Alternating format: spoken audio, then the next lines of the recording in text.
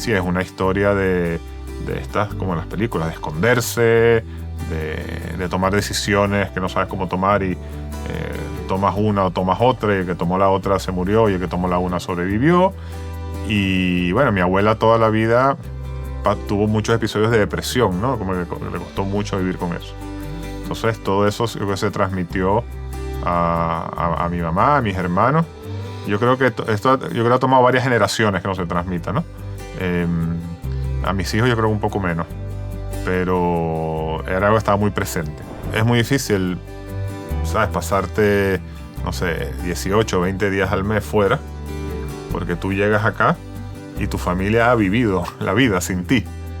Entonces, sobre todo en la vida de pareja, eso lo llevas bien hasta que no lo llevas bien. Yo sentí que soy libre. Entonces, al final, me regalaron mi libertad.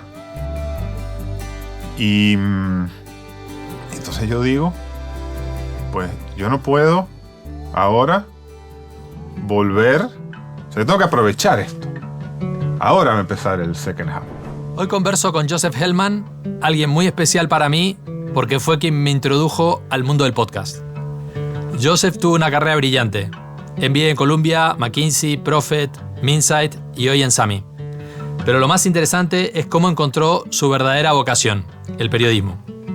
Esa pasión tomó forma en Outliers, un podcast con 200 entrevistas y 18 temporadas que transformó su manera de aprender, conectar y relacionarse.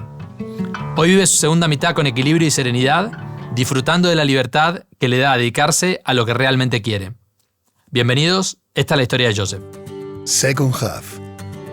Conversaciones auténticas con líderes y profesionales destacados que se atreven a mirar hacia adentro. Creado por Horacio Hurtado y Miguel Gaulan. Joseph, bienvenido a Second Half. Gracias por invitarme, Horacio. Un placer. Pues 5 años después que me invitaste a tu podcast y me introdujiste al mundo del podcasting, aquí estamos en la primera temporada de Second Half. Así que gracias por eso. No, oye, hay que animarse. Espero que vaya súper bien el podcast y ya me contarás qué tal. Muy bien. Oye, vamos a empezar con tu historia, ¿no? Una historia profesional de éxito, de progreso, habiendo hecho tu MBA en Columbia, McKinsey, montando BBDO Consulting en España, luego socio de Prophet, alto directivo en Minsight, la división de consultoría de Indra, y actualmente en SAMI, en el mundo de la comunicación digital, dirigiendo la transformación. ¿De dónde viene todo eso? Cuéntanos de tus orígenes. Bueno, mira, yo soy de un sitio que se llama Maracaibo, que no tiene nada que ver con la canción de la Unión famosa, y que es como un pueblo grande, o por lo menos cuando yo vivía ahí, aquello era como un pueblo grande, como 1 millón y pico de personas. Era la segunda ciudad de Venezuela. Y aquello era bastante interesante porque era muy tropical, muy caribeño, gente alegre, muchas fiestas, pocos cines y teatros, un arte muy colorido y un sol de 40 grados que te achicharraba las neuronas, ¿no? Entonces, de ahí soy yo. Y en ese contexto tan de novela de García Márquez, ahí hay nosotros una familia judía, que ya de por sí era raro, y encima que hablábamos francés. Yo con mi mamá, mis hermanos y yo hablábamos en francés. Y bueno, también yo creo que hay un tema ahí de... eran otras épocas, ¿no? Y yo ya no lo veo así, pero en ese momento aquello era como la barbarie. Y el hablar francés y el estar mirando a Francia era como estar mirando a la civilización, ¿no? O sea, había algo de eso también, Okay. ¿no? Que es algo muy latinoamericano de principio del siglo XX, pero que nosotros en esa época, en los 80, todavía lo teníamos, ¿no? Estamos aquí había algo de eso. Estamos como rodeados de bárbaros, pero mantenemos el cordón umbilical con la civilización y con el deber ser, ¿no? Sí, eso no se decía explícitamente, claro. Pero yo creo que había algo ahí de eso. Ajá. ¿Y tus padres, cuál fue la influencia de tus padres? ¿Cómo eran? Bueno, como te decía, profesor universitario. Entonces, lo principal en mi casa era que en mi casa se estudiaba. Y mira, te hago una anécdota. Mi hermano, en tercer año de la universidad, que se dedicó un poco a la vida lúdica, ya tenía mucho éxito con las chicas, pues tuvo una materia de estudiar economía, tuvo una materia que no aprobó y tuvo que ir a lo que se llamaba reparar en Venezuela en septiembre, ¿no? Y eso fue como una tragedia en mi casa. Eso nunca antes había sido visto. Entonces, en mi casa estudiábamos y como mis padres eran profesores, tú no le podías contar historias, ¿no? Que he salido mal en el examen de historia o en el examen de geografía y, bueno, a ver, si saliste mal en historia y geografía es porque no estudiaste. O sea, no me vengas a contar que el examen fue muy difícil o que el profesor tenía manía y tal. Entonces, eso era como lo principal. Y había como un foco en estudiar bien, ir a la universidad y no sé, en mi casa todos mis... Bueno, yo y mi hermano y mi hermana, los tres hicimos universidad y posgrado. O sea, era un tema que estaba muy, muy planteado, el tema de la educación. Una cosa que mencionaste, lo primero es, éramos una familia judía, ¿no? Sí. La identidad judía, tu identidad judía es muy fuerte, muy importante. ¿Por dónde pasa esa identidad? Sí, bueno, miren, en aquella época había como dos historias diferentes, ¿no? O sea, la historia de mi papá era una historia de una abuela marroquí, o sea, su mamá era marroquí, judía marroquí, su padre era de Besarabia, lo que hoy en día es Moldavia, pero había salido él con toda su familia antes de la guerra, ¿no? Entonces, bueno, esta era una familia con esa mezcla interesante, alegre, que tenía mucha familia, porque bueno, los marroquíes no pasaron la Segunda Guerra Mundial en la medida que los europeos del este. La familia de mi abuelo, que era del este, habían salido todos antes, era una familia grande y se reunían y hacían fiestas. La familia de mi mamá eran su papá, su mamá y los tres hermanos, porque no había quedado más nadie, ¿no? Entonces, yo me acuerdo, mi abuelo materno, yo nunca lo vi sonreír. De hecho, tengo un primo que ahora está como experimentando con inteligencia artificial. Se empezó a coger fotos antiguas, como animarlas. Entonces mandó una de mi abuelo y lo primero que yo le dije es, abuelo no sonreía, ¿sabes? Porque él la animó y me dijo, pues mi papá me dijo lo mismo. Entonces, era pues una historia mucho más triste, ¿no? La de mi madre. Y yo creo que eso, de cierta manera, influía en esta visión, en esta idea que teníamos de que aquello era un mundo barbárico. Aquello era un mundo caribeño muy diferente al que los padres de mi mamá conocían. Y de cierta manera, ellos llegaron ahí arrancados por la situación, ¿no? Ellos tuvieron que irse de donde estaban. Y bueno, que mi abuela, cuando tenía 70 años, ya todavía hablaba de cómo eran las cosas en Polonia, de donde había salido, ¿sabes? Donde su vida se había interrumpido cuando tenía 16 años y había salido de ahí, no sé, con 20, con 21. Entonces, todo aquello a ellos les era ajeno, o no sé si ajeno, pero mientras mi papá estaba totalmente asimilado a la cultura, mi mamá y la familia de mi mamá no. Y yo creo que de ahí es que viene todo este tema, ¿no? ¿Tus abuelos maternos eran sobrevivientes del Holocausto? Sí, sobrevivientes. Directamente. Sí, de hecho hay un libro que escribió mi mamá ya en su etapa adulta cuando se retiró. Y sí, es una historia de estas, como en las películas, de esconderse, de tomar decisiones que no sabes cómo tomar y tomas una o tomas otra, y el que tomó la otra se murió y el que tomó la una sobrevivió. Y bueno, mi abuela toda la vida tuvo muchos episodios de depresión, ¿no? Como que le costó mucho vivir con eso. Entonces todo eso se transmitió a mi mamá, a mis hermanos. Yo creo que ha tomado varias generaciones que no se transmita, ¿no? A mis hijos yo creo que un poco menos, pero era algo que estaba muy presente. Y es muy cercano a ti, ¿no? O sea, ¿cómo crees que eso te ha marcado? ¿Cómo de presente está en tu vida? No, esto está muy presente, ¿no? O sea, yo una época trabajé en Dubái y recuerdo tener una cliente que me decía, bueno, pero ¿y por qué los judíos dicen que son judíos antes que otra cosa? O porque tú eres judío antes que otra cosa. Y si tú no lo crees, ya te lo va a recordar alguien, ¿no? Hay una cantante que se llama Regina Spektor, que es americana, pero de origen rusa, y ella dijo, es que yo no sabía que era judía hasta que en Rusia me lo empezaron a decir los otros, ¿no? Entonces, bueno, eso forma parte de una identidad para mí es esencial en la persona que soy.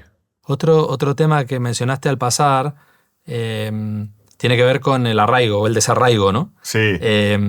Y tú has vivido y te has movido por muchos sitios. Cuéntanos de... Sí, de bueno, eso. es que este cóctel explosivo de vivir en un sitio que en un inicio era extraño para mi familia, tan particular, con este tema del judaísmo y la guerra y todos estos temas, y encima este afrancesamiento que después hemos perdido totalmente, era un cóctel para tú pensar que ese no era tu sitio. Entonces, yo viví muchos años de mi vida pensando que ese era mi sitio y moviéndome.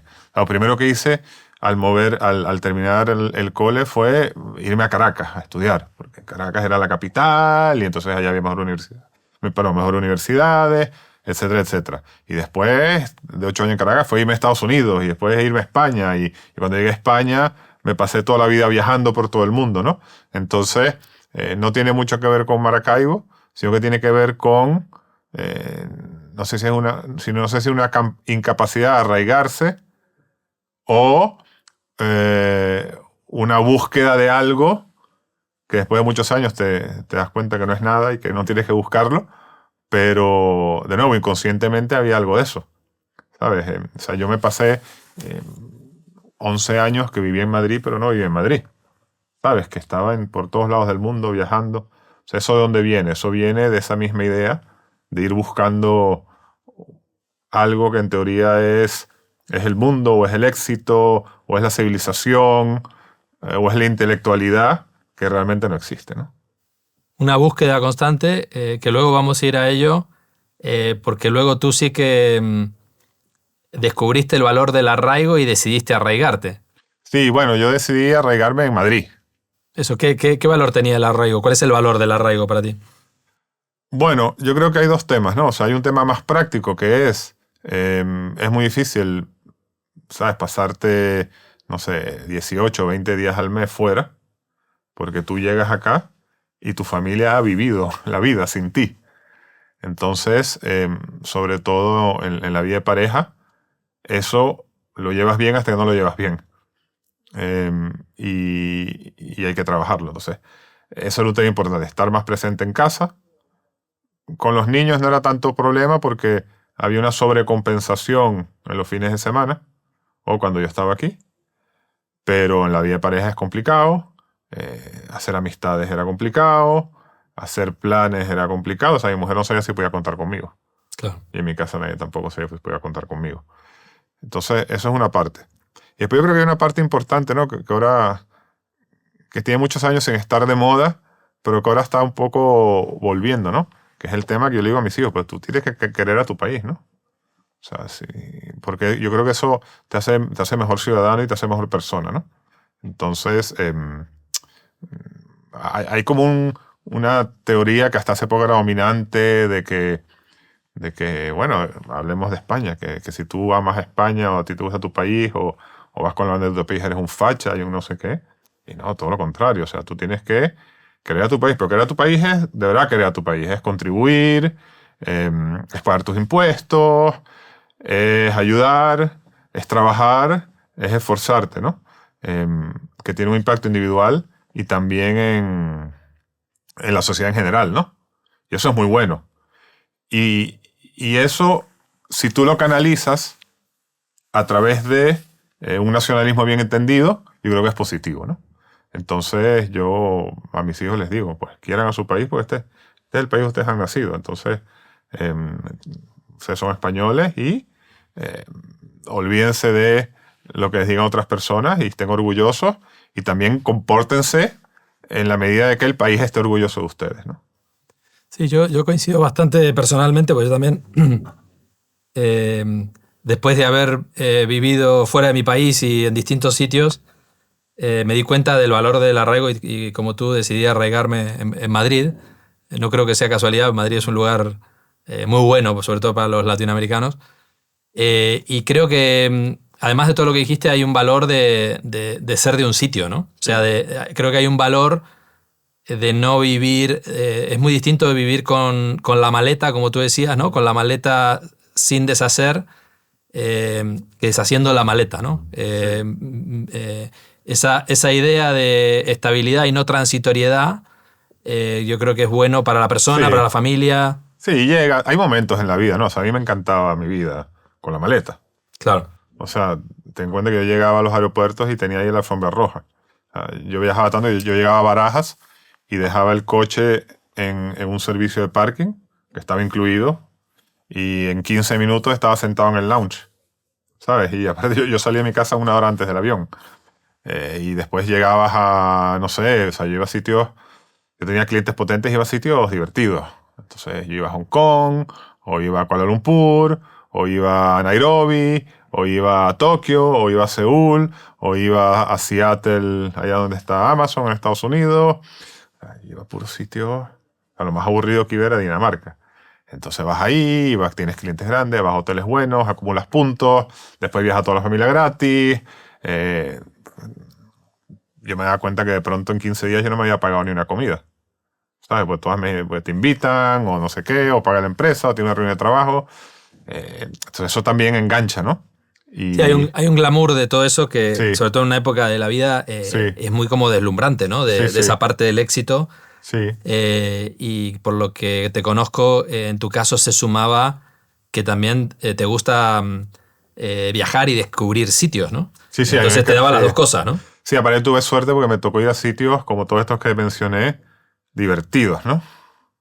Entonces yo siempre iba... Yo pienso que trabajando conoces a la gente y después siempre me quedaba. O sea, me tocó ir 3 veces a Nairobi y me acuerdo que siempre el cliente el viernes a la 1 ya no trabajaba más nadie. Entonces, y el avión, en esa época no era directo, íbamos a través de París. El avión salía a la 1:30 de la mañana. Entonces siempre teníamos esas 12 horas para hacer algo. Entonces, eso lo recuerdo con mucho cariño y también te ayuda a acercarte con la gente, ¿no? Que viaja contigo, etcétera, etcétera. Y bueno, sí tengo anécdotas de todos estos sitios que he ido y ciudades, no sé, ciudades como Tokio, que me tocó ir muchas veces y que son fascinantes y así es que las aprendes a conocer, ¿no? Más que de turismo, me parece a mí.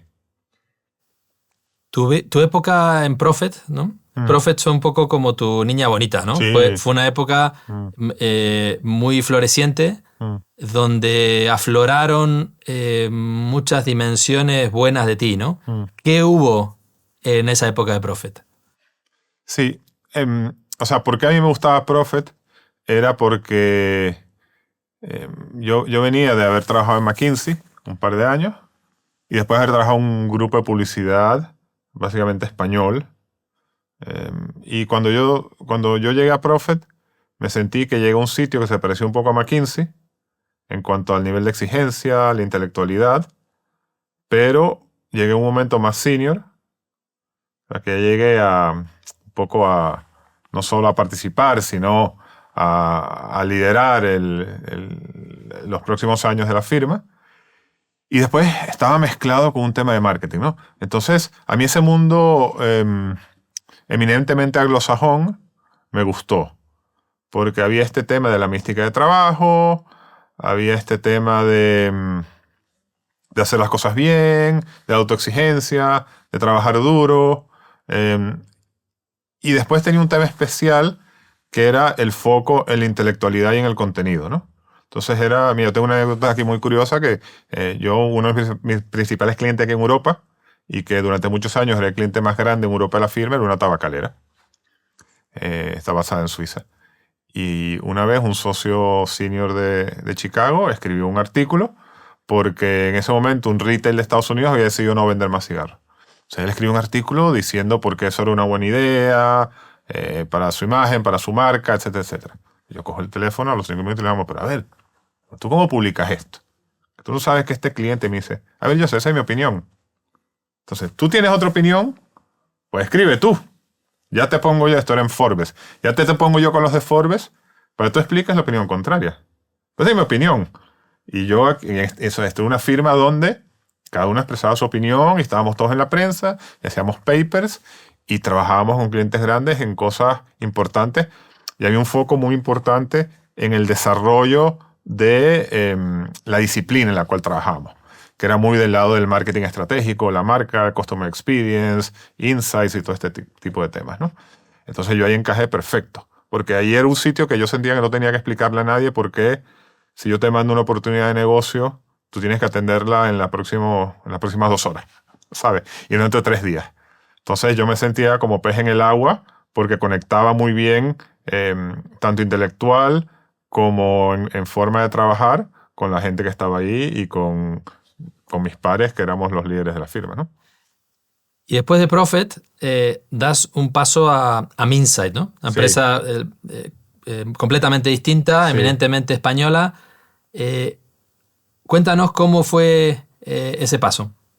Sí, a ver, eso es interesante, ¿no? Porque este podcast se llama Segunda Vida, Second Half, segunda parte de la vida.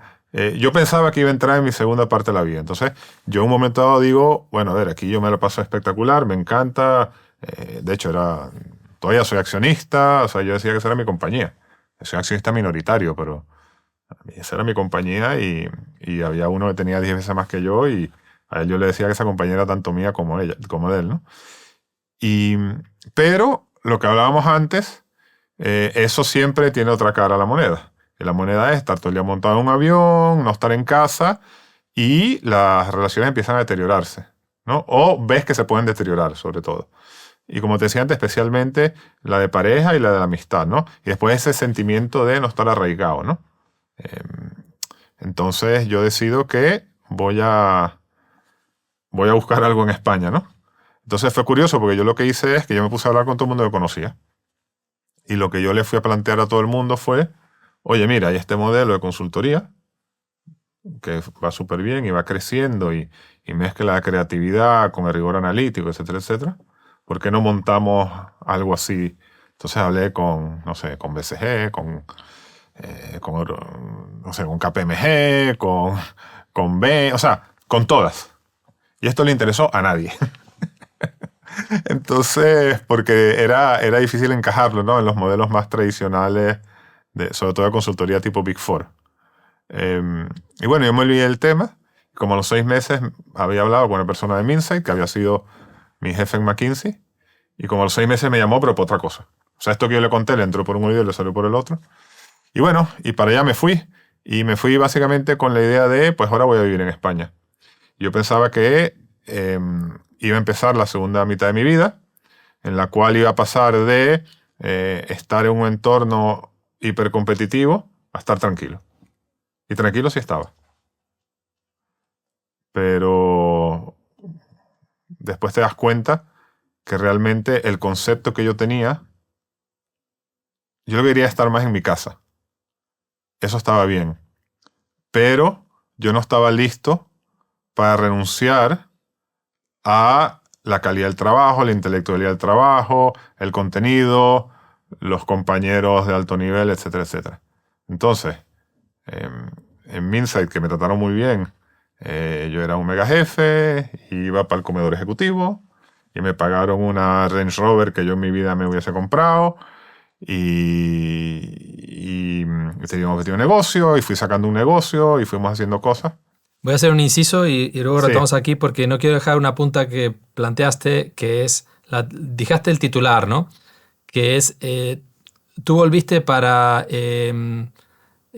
cuidar relaciones, Sí. de alguna manera, ¿no? Yo creo que esto interesa profundizar porque hay muchísima gente que vive en esta situación, ¿no? Sí. Y que a veces no se da cuenta a tiempo, se da cuenta demasiado tarde, ¿no? Sí. Y luego tienes facturas vitales, ¿no? Sí. Entonces, ¿qué síntomas empezaste a notar, no sé, en la relación con Geraldine o Sí. con tus hijos o en lo que sea, que te hizo tomar esa decisión que profesionalmente no era tan obvia, Sí. pero que para ti en ese momento primó una dimensión personal muy importante que querías valorar? Sí. A ver, es diferente, ¿no? Yo creo que las dos dimensiones que a mí me afectaban eran pareja y amigos, conocidos, etc. Entonces, en pareja es que empiezas a vivir en otro en otro ritmo. Entonces, ese equilibrio que hay que buscar en una relación de pareja, en el día a día, es que no existe, porque tú no estás. Vives Entonces, vidas distintas. ¿sabes? Vives vidas distintas. Y después llegas, no sé, de pronto hay una semana que no viajo y estoy toda la semana en la casa. Y pues, entonces mi mujer tiene su vida, entonces ella se va para acá, se va para allá, se va a trabajar, queda con un montón de amigas. Dices, oye, ¿por qué quedas con un montón de amigas? Coño, porque tú nunca estás, ¿sabes? Entonces el balance de la relación es muy complicado. Y después llegas, o si estás toda la semana viajando, llegas el fin de semana. Entonces, a lo mejor mi mujer el fin de semana quiere descansar y no hacer cosas, y yo quiero hacer cosas. Entonces, buscar ese equilibrio en lo que es la relación de pareja se complica. Y después se me hacía muy difícil conocer gente. Gente que a mí me interesase. Porque, bueno, no estás. ¿Qué no estás? Llegas a Minsight, día 2, te das cuenta, esto Sí. no es mi entorno. Paradójicamente, ese contexto te ofrece la oportunidad de reconectar con tu verdadera vocación. Sí. ¿Cómo es eso? Sí, a ver, en Minsight había una parte buena que era el rol, ¿no? Entonces yo tenía que coger un negocio y que estaba muy mal y hacerlo rentable, crecer, etc. Entonces esa parte era una parte interesante. Pero después todo lo que era contenido para mí no era interesante. Decido que yo quiero conocer gente que hable los temas que a mí me interesan y hablar con esa gente. Entonces, yo le estaba dando vueltas a esa idea, ¿cómo hago eso? Y por temas de la vida me invitaron un amigo de la universidad con el cual tenía años que no veía, estaba haciendo un podcast y me invitó a su podcast y fui a su podcast. Y después me tocó hacer un webinar para un cliente que como era época post-COVID, era todo digital y tal. Y yo dije, pues esto a mí me gusta y parece que se me da bien. Entonces dije, pues voy a hacer un podcast. A diferencia tuya que tienes muchos meses grabando, mi podcast empezó con un micrófono, un software que se llama Audacity y 2 personas, amigos con una carrera relativamente buena, que llamé y los entrevisté y los publiqué. O sea, los grabé. Me acuerdo que uno lo grabé inclusive el 24 de diciembre en la mañana. Y el 7 de enero los publiqué, ¿no? Entonces mi manera de reconectar con gente fue el podcast. O sea, esa segunda parte, como logré empezar a generarla, fue así. Porque eso es un efecto multiplicador. Qué interesante, me siento muy identificado porque cuando con Miguel decidimos lanzar Second Half, hay un poco de eso, ¿no? Que dices, oye, ¿qué me interesa? Sí. ¿Y qué puedo hacer yo para crear un entorno para hablar de lo que me interesa con quien me interesa, ¿no? No sé si todos los podcasts nacen así, pero el nuestro nació un poco así también. El mío es totalmente así. O sea, de hecho, yo decía cuando esto empezó, decía, esto van a escuchar 50 matados, ¿no? Yo, mis hijos, que al principio los obligaba, mi esposa, mi mamá y la esposa, hijo o esposo tal del entrevistado. Y hoy son 5 años de Outliers, ¿no? Sí. Con más de 200 entrevistas. Sí, sí. Estamos ya en 5 años y el tema ha evolucionado, ¿no? Aquí estamos en un estudio que, bueno, tú grabas en Iberian Media, en el mismo sitio que yo, y vemos todo el aparataje. O sea, esto cuando yo empecé era nuevo, era un micrófono, una llamada de Zoom, que después la cambié por un sistema un poquito mejor, y yo he pasado el fin de semana montando todo aquello con un software gratuito que se llamaba Audacity. Y bueno, pero el tema va cambiando. Pero tú conectaste con una vocación periodística Sí. que ya tenías. Sí, sí, ¿De bueno, dónde viene sí, eso? sí. Esto lo he contado en alguna entrevista, ¿no? Yo cuando estaba en el cole, y nos hacían estos test psicométricos, se llamaban, que no sé si todavía ahora a lo mejor están prohibidos, ¿no? Porque hoy en día no se puede, los niños tienen que ser libres y no se puede decir nada, pero nos hacían unos test psicométricos y a mí lo que me salía es que tenía que ser periodista. O sea, el test psicométrico, simplificando, tenía al final como dos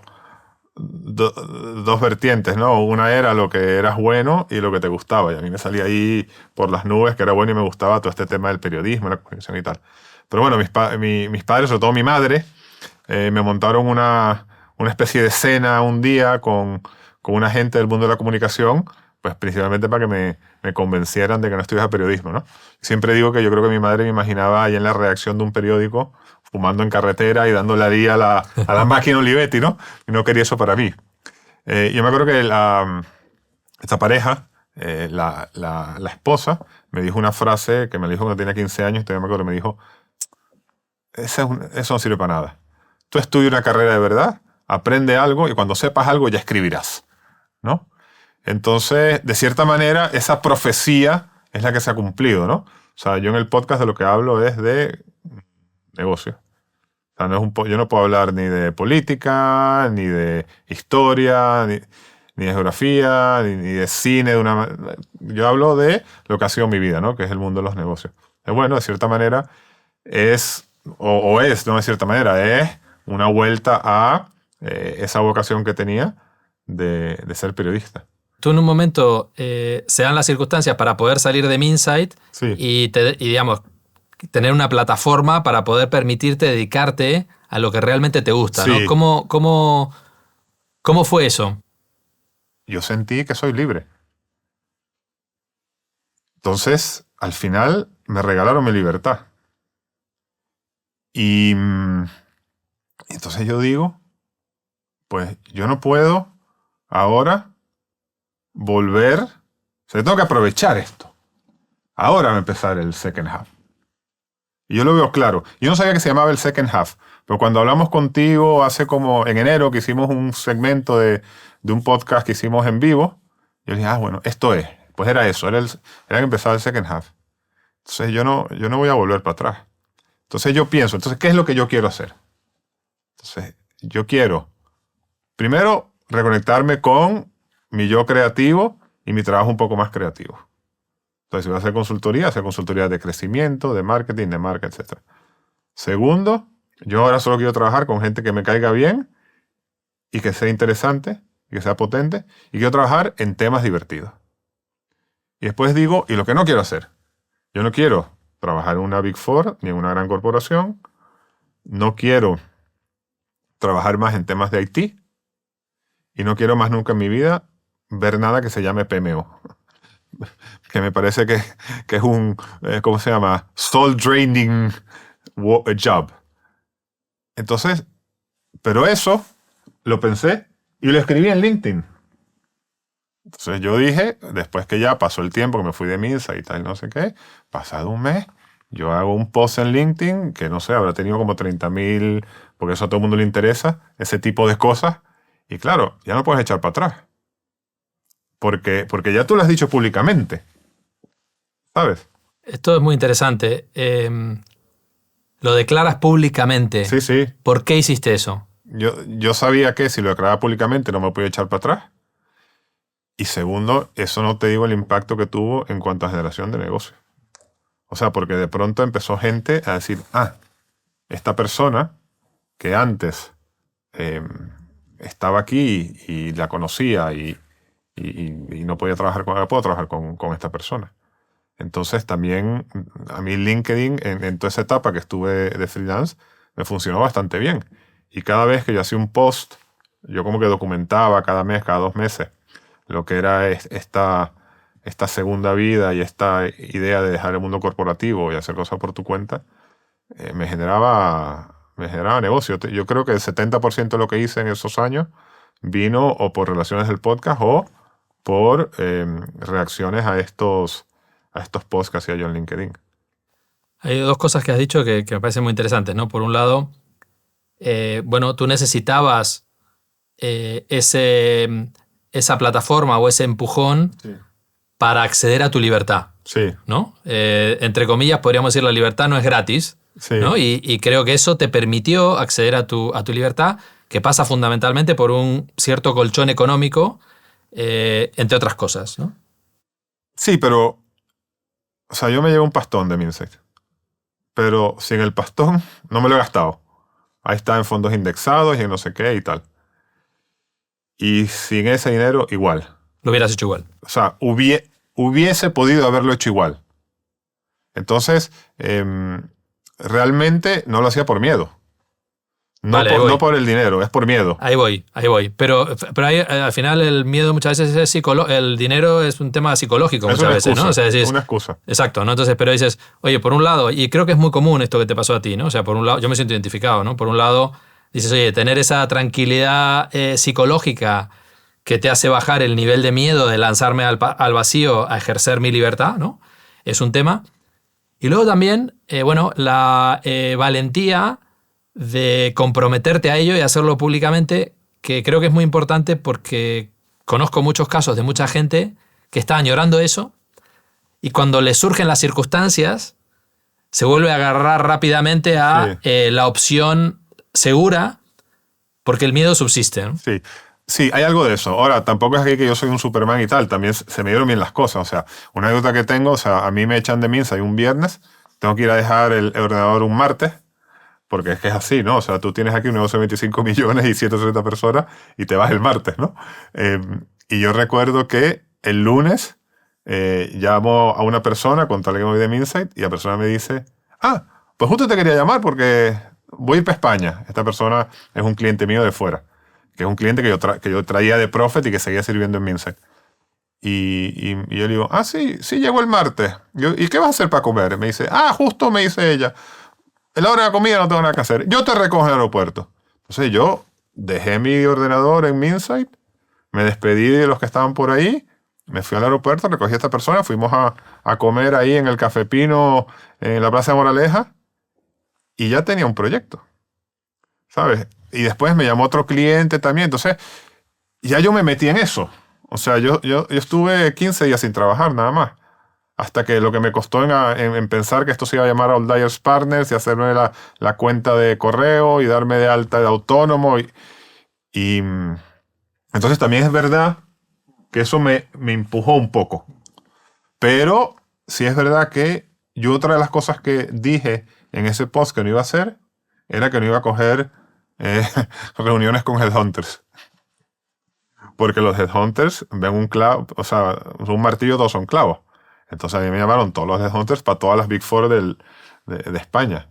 Y eso es lo que dije que no iba a hacer, ¿sabes? Entonces hay una parte, bueno, puede haber algo de valentía, pero también se me dio bien la cosa, ¿no?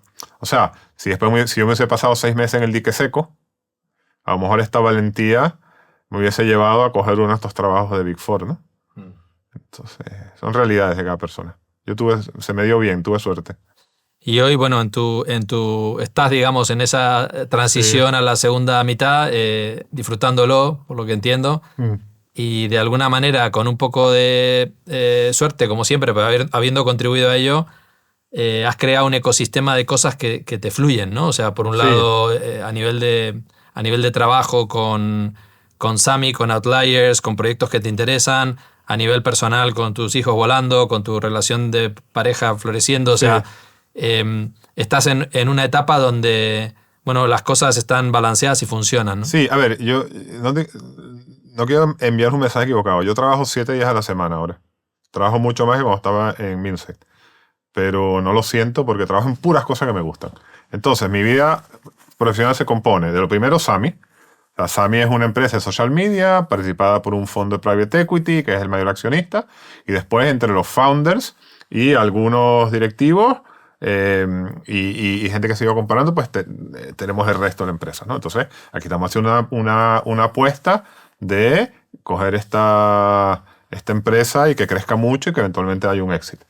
Y después es súper divertido porque mucha gente joven, yo soy de los más viejos, entonces ejerzo un poco como el señor que sabe muchas cosas, entonces a mí me gusta ese rol y me la paso muy bien. Entonces eso es como mi trabajo 1. Pero en el momento en el cual, yo empecé a trabajar con ellos 2 años después de haberme ido en Minsight y estar trabajando por mi cuenta. O sea, yo cuando empecé a trabajar con ellos le dije, sí, pero es que yo quiero hacer otras cosas. Entonces, la respuesta de una empresa de este estilo, que es una empresa joven, pero mucho más madura que cualquier corporación, te dice, pues todo es lo que a ti te dé la gana. Mientras no trabajes para un competidor y nos aporta aquello que tienes que aportar, entonces yo trabajo en Sami, que es mi principal ocupación, hago el podcast, Outliers, que me toma tiempo, y después tengo 2 clientes más. Tengo un cliente de temas de innovación y tengo un cliente que es una consultora en temas de formación. Entonces, son todas cosas que me gustan, trabajo muchísimo, pero me siento súper realizado. Y eso para mí es como que ya el paso definitivo a la siguiente etapa de mi vida. O sea, mi vida ahora siempre va a ser eso. Siempre va a ser distintas cosas. En este caso hay una principal muy grande que es Sami, pero si en un momento esa no está, pues ese espacio será rellenado con otras cosas más pequeñas. Y ese es mi modelo, y es un modelo que a mí me hace feliz. Y las fronteras entre el mundo personal y profesional se difuminan un poco, Sí, ¿no? bueno, a ver, yo justo venía escuchando un podcast de ITNIC, que había un chico que se había ido para Estados Unidos, y él decía, esto de que en España se trabaja para vivir y tal, es una chorrada. O sea, hay gente que vivimos para trabajar, y yo vivo para trabajar. Pero yo vivo para trabajar en lo que trabajo ahora, no en lo que trabajaba antes. Porque a mí me gusta, me llena, y es una simbiosis. Yo el podcast lo considero también trabajo. Entonces es una simbiosis de vida profesional y personal. Y después tu familia, y yo lo mezclo. O sea, yo por lo menos en Sami, una cosa que veo mucha popularidad es que compramos yo hago bastante M&A, ¿no? O sea, hay un equipo que hace la parte de M&A técnica, yo hago la parte de M&A de negocio, ¿no? Entonces, y hago las integraciones. Entonces, compramos una empresa, la trajimos para acá y yo hice una fiesta en mi casa. Entonces, y eso me hizo muy popular en Sami, ¿no? Que invitara a todo el mundo a mi casa, que pusiese comida y que la pasáramos bien. Pero es mi manera de vivir, o sea, todo se mezcla, ¿no? Con el podcast hacemos eventos y vienen mis hijos y van conociendo a la gente, y después mi hija que ahora está en la edad que empieza a trabajar o a hacer prácticas, pues quiere llamar a los del podcast para que le den prácticas. Entonces todo eso se mezcla, ¿no? Y después también ha coincidido con una época que mis hijos ya son adultos, ya no viven en la casa, aunque ahora mi hija este año está en la casa, pero después se irá a terminar su carrera. Mi hijo vive en Londres, trabaja, ya se mantiene. Y eso ha coincidido también con que Geraldine, su carrera profesional ha florecido más. Entonces, ella trabaja muchísimo también ahora. Entonces, bueno, esta flexibilidad que yo tengo también aplica a la vida personal, ¿no? Y yo creo que ha venido también en un buen momento, ¿no? En un momento yo tenía una vida un poco más rígida y ahora que tengo una vida más flexible, pues Geraldine puede enfocarse más en su negocio y puede ponerle como que más esfuerzo sin tener que distraerse en traer a los niños, etcétera, porque ya no están, ¿no? Esta también es otra etapa de la vida de la madurez. A mí me preguntan de cómo he llevado el nido vacío, yo perfectamente. O sea, no he tenido... No quiero hablar por mi esposa, pero yo creo que ella tampoco. Pero es una etapa nueva de la vida y es una etapa buena, ¿no? Y estamos los dos trabajando a tope y centrados en la relación. Y bueno, en eso es lo que estamos ahora. Y de alguna manera estás también en una etapa donde haciendo ejercicio de esa libertad, ¿no? Como que ya no tienes que demostrar nada, ¿no? Sí, a ver, yo ya no me siento que tengo que demostrar, o sea, yo no me preocupo si hay una reunión con el board, si me llevan o no me llevan. Eso es una gran liberación, ¿no? Sí, O sea, sí. fluir en lo que realmente te gusta Sí, y no sí. estar con esos... Al final, cuando tienes que demostrar, hay un elemento ahí de miedo, de tensión, de estrés, ¿no? Sí, eso te libera bastante, es verdad. No sé, yo en Sami, pues yo me meto en todo lo que me da ganas de meterme. Si algún día no me tengo que meter, alguna de las founders o el CEO me dicen aquí no te metas, pero usualmente me dejan meterme. Y después no me estreso, ¿no? O sea, si yo ahora estoy haciendo un planteamiento estratégico y se acepta, pues yo en otra etapa de mi vida me dicen, pues esto tengo que ir yo a contárselo al board, porque no sé qué, porque yo he sido el drive y tal. Ahora me da igual, ¿sabes? O sea, como que no tienes esa necesidad. Y eso, de cierta manera, te hace más apetecible para la gente. Porque la gente quiere trabajar contigo, ¿no? Entonces yo sé ahora, algo que he logrado en Sami es que percibo que hay mucha gente que quiere trabajar conmigo, ¿no? Entonces me llaman, me involucran, quieren como que los ayude o ayudarnos en la palabra. Quieren que trabajemos juntos, ¿no? Y eso también tiene que ver con esa falta de necesidad, en mi caso, de estatus, pues ya no necesito estatus. Entonces, eso te libera mucho, tanto en cómo afrontas tú el trabajo y también en cómo te percibe la otra gente, y eventualmente hace que se te abran muchas más oportunidades. Pero eso ya con la madurez, eso es difícil activarlo en ciertos momentos. Y hay como una prueba del algodón, ¿no? De cómo tú has cambiado para mejor en esta etapa que te la dio tu hijo, ¿no? Ah, sí, bueno, mi hijo lo que dijo es cuando mi hijo dijo, menos mal que empezaste el podcast, porque antes estabas insoportable. Fue con el podcast, ¿no? Él dijo que el podcast como que me ayudó a estabilizarme, ¿no? Porque que se me ve más contento, más balanceado, con menos arranques, etcétera, etcétera, ¿no? Y ahora yo creo que con el podcast y encima todo este modelo profesional que tengo, estoy usualmente bastante tranquilo. Muy bien. Muy bien, Joseph. Bueno, vamos acercándonos al final. Estás viviendo, ¿no?, tu segunda mitad, disfrutándola, con el privilegio de disfrutarla. ¿Qué miedos, preocupaciones te acechan? Sí, a ver, eso cambia mucho, ¿no? Y yo creo que una de las señales de la segunda mitad es qué es lo que te preocupa. O sea, a mí el trabajo no me preocupa nada. Eso no significa que no me ocupe. O sea, a mí mis preocupaciones son preocupaciones trascendentales, la salud, que le pase algo a un ser querido, mis padres y mis suegros que ya son mayores, que sigan estando bien, qué pasa si no están bien, qué pasa si hay una enfermedad, qué pasa si le pasa algo a mis hijos. Como que vuelves un poco a la esencia de lo que es realmente importante, ¿no? Pero para eso tienes que sentir esta libertad y estar cómodo. Y bueno, yo creo que siendo sincero también tienes que tener cierto colchón económico para no preocuparte por las cosas del dinero, ¿no? Pero igualmente las cosas del dinero me parece a mí en retrospectiva que toman demasiado tiempo en tu mente. Y a veces en retrospectiva piensas que no es tan justificado. Joseph, ha sido un gran placer tenerte aquí. Para cerrar, ¿alguna reflexión que te llevas de esta charla? Bueno, gracias por invitarme. Estoy desde enero esperando que me invites, porque en enero me dijiste que ibas a hacer el podcast.